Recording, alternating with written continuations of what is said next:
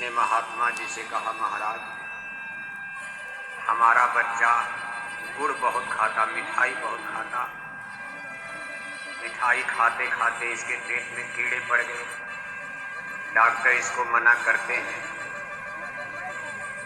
लेकिन लालच में नहीं मानता, खा लेता। मैंने सोचा भाई चलो साधु महात्मा है, कुछ दया मिल जाए, हो सकता मान जाए।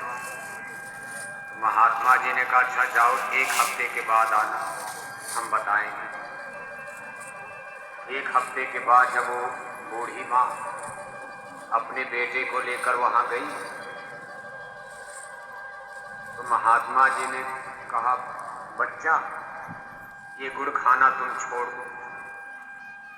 बूढ़ी सोच रही कि यही बात तो उस दिन कह देते, 1 हफ्ते का समय लिया और करें बच्चा गुड़ खाना छोड़ दो। कही महाराज कुछ और बताइए। अरे कहा बस ले जाओ, काम हो गया।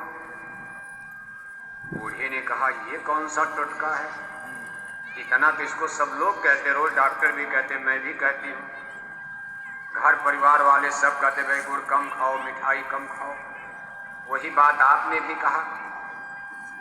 महात्मा जी ने कहा मेरी बात इस पर लगी, क्यों? कहा महाराज ये बात तो आप इतने कहना था तो उसी दिन भी कह देते बच्चा गुड़ मत खाना।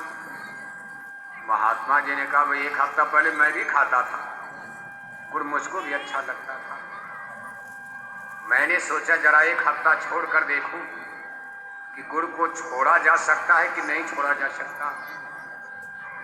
अगर मैं गुड़ छोड़ने में सफल हो गया, मिठाई 7 दिन नहीं खाऊंगा और मेरा मन अगर मान गया तो मैं दूसरे का भी छुड़ा सकता हूं। और अगर इस 1 हफ्ते में मेरे मन ने चोरी कर लिया और मैंने गुड़ खा लिया, मैं नहीं संभल पाया, तो मैं इस बच्चे का गुड़ कैसे छुड़ा सकता हूं? मैं एक साधु होकर अगर मैं गुड़ नहीं छोड़ूंगा तो बेचारा अबोध बच्चा है, खा सकता है, कैसे इसको मना करेगा, कौन समझाएगा?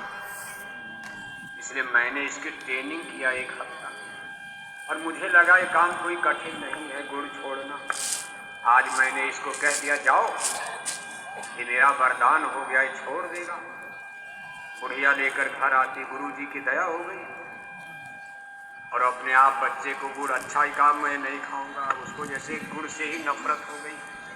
कहने का कुल मतलब यह है किसी चीज को किसी को समझाना है, ये केवल थियरेटिकल थियरी नहीं है, इसको अपने जीवन पर लागू करना पड़ता है।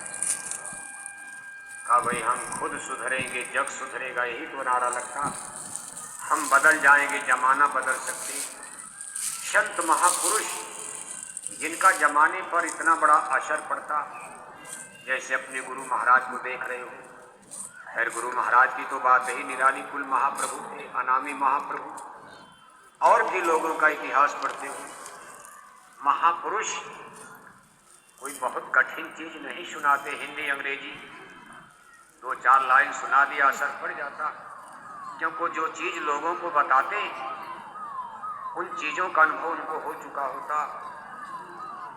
और हमारे मन के बारे में, हमारी इंद्रियों के बारे में, काम क्रोध लोभ अहंकार माया के बारे में, काल के बारे में, दुख सुख, ये जितना भी आप देख रहे हैं, एक लेसन पाठ से वाकिफ हो जाओ, उसके मास्टर होते हैं। इसलिए उनके वचन वाणी का जमाने पर असर पड़ता है।